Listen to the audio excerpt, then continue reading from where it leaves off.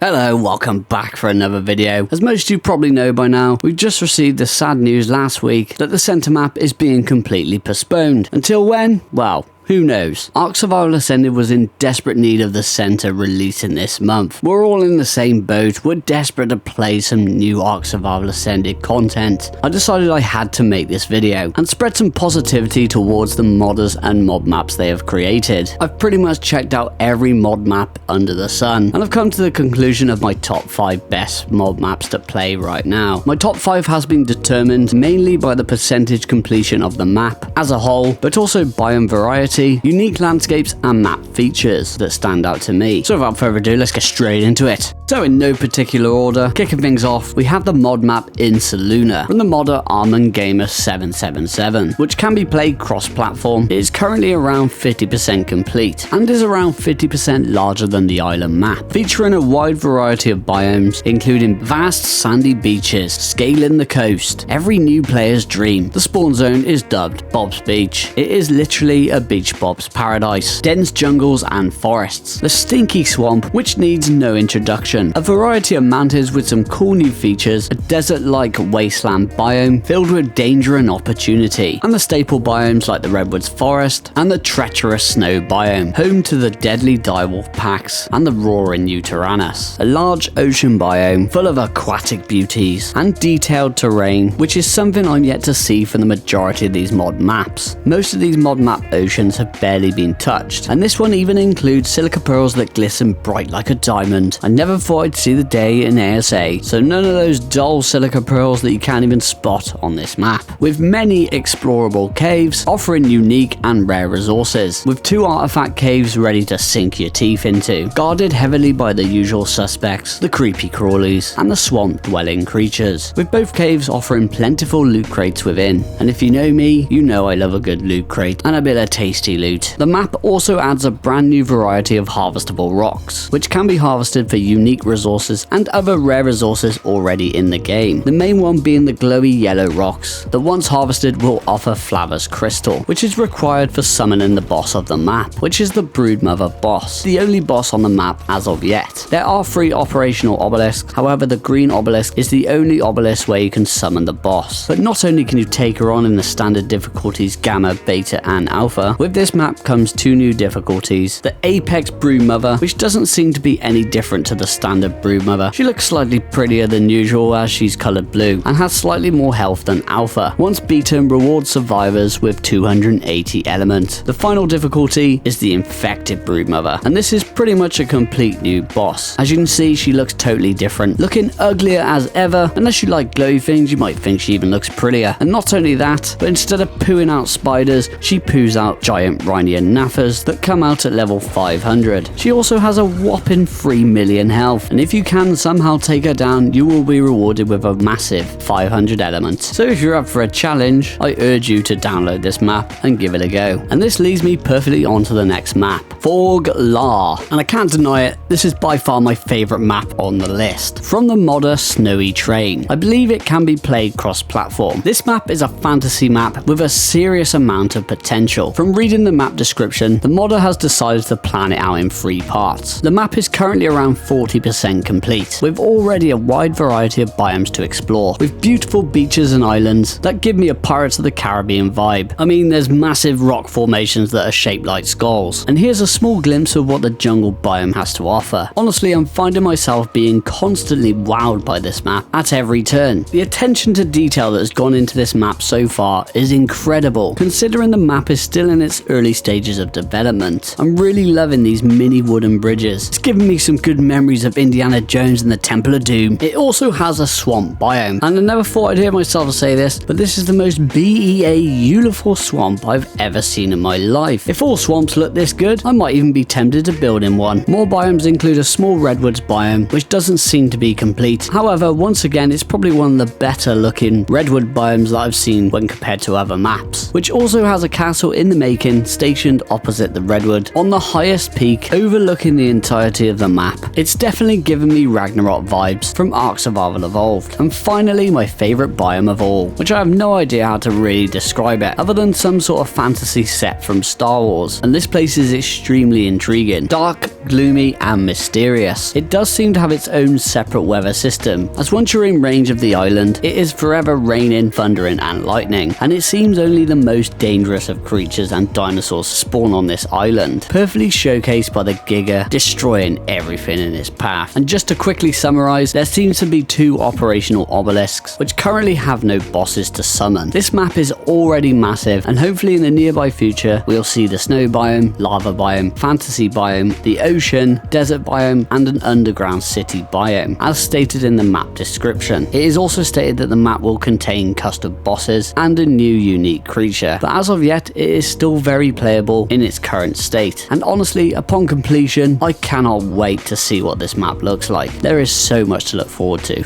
Next map on the list is the fantasy world of ARKopolis, and I'm really sorry but I'm about to butcher this name. From the modder Outtro Entreri. The map can be played cross-platform and offers a wide variety of biomes and map features to explore, including dirty yet majestic looking beaches and islands, filled with wide varieties of tasty resources. And on the subject of islands, it does seem to have its own version of Karkinos Island in the centre of the map. Dense jungles throughout, with beautiful rivers flowing through. The Redwoods biome, of course, looking exactly like the Redwoods biome. 2 smallish snow biomes located at opposite sides of the map. There is also a huge desert biome. It really does give me a nice vibe. It does seem a bit empty, definitely needs a bit of work, but it's got some cool looking rock formations, and I genuinely love the look of the desert they've developed. If you ever want some metal, just come to the desert biome and head on up to the mountain. You'll find yourself a few nodes, just a few. I wish there was this much metal on every other map. There's also an ocean biome that does seem far from its completed state, but has definitely received some attention, adding plenty of harvestable resources and aquatic creatures. A biome that reminds me of the extinction map from ASE. I must say this part of the map is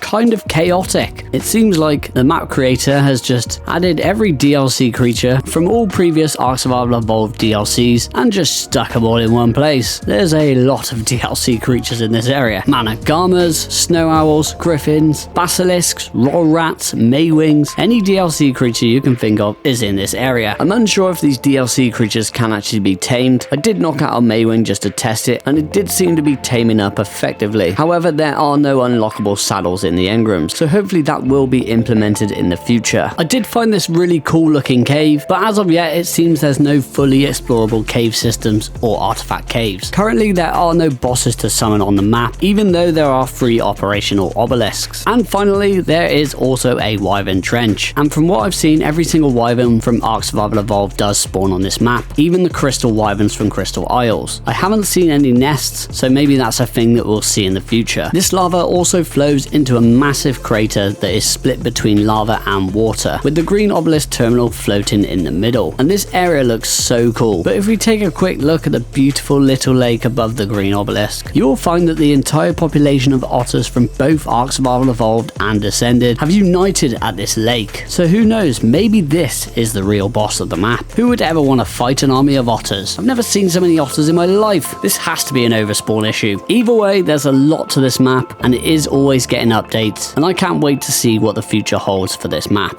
Up next, we have the fantasy map of Amissa, which is a map originally from Ark Survival Evolved, from the modder Sicko0803. Apologies if I butchered the name. Amissa is a beautiful fantasy map with a backstory and evidence of a past civilization, which was fighting back the tech. The map is much bigger than the island map and is 30% completed, with a wide variety of biomes to explore, including massive snow biomes, which can be seen as far as the eye can see. The map also includes a desert, which is clearly far from finished, as it does appear to be very empty, but clearly not with creature spawns it seems, as there are loads of spawns in the desert. There is also a huge redwood biome that does seem to be pretty well developed, a swamp biome that appears to be just like any other swamp in the game, dense grasslands and jungles, with the usual rivers flowing throughout. And finally there's also a red jungle area, which I really like the look of. It definitely brings more of a fantasy feel to the map. Oh hello Gigantoraptor, I see you there, love to see see it. I'm not too certain on what resource nodes are available to the map right now, as it appears the ocean has barely been touched, but there's plenty of mountains and cliffs full of crystal, obsidian and metal. More unique map features include an Egyptian themed castle in the heart of the desert, an abandoned city with gigantic pyramids that can be seen in the distance, which personally I would love to see this as an artifact cave entrance. Imagine an artifact cave inside a pyramid. That'd be so cool. Many abandoned structures and evidence of past civilization, all with their own unique character, with the Amissa city seemingly to be fully intact, which can act as a safe haven for survivors to take refuge. From my experience in ASA, is the only map to have its own wyvern variants, which have slightly different movement mechanics, animations and attacks, as opposed to the standard wyverns from ASE, with the ability to dive just like a griffin for an extra speed boost, which is pretty awesome, I must say. And there is a wyvern trench, by the way, where you can also find fertilized eggs in nests, which I believe is also a first for any of these mod maps I've checked out. Along with the map comes its own exotic version of the Argentavis. There are currently operational obelisks, but once again, as of yet, bosses have not yet been added to the map, and it appears there's also no artifacts or caves. After reading the map description, upcoming features include more mainland completion, more resources and detail work, more buildings, ruins for each area, caves and dungeons, underwater work, rivers, lakes and ocean, custom boss arenas for Broodmother, Gorilla and Dragon, and much more. This map has a serious amount of potential, and even at 30% complete, there is much to explore. I thoroughly believe the future of Amissa is looking rather bright.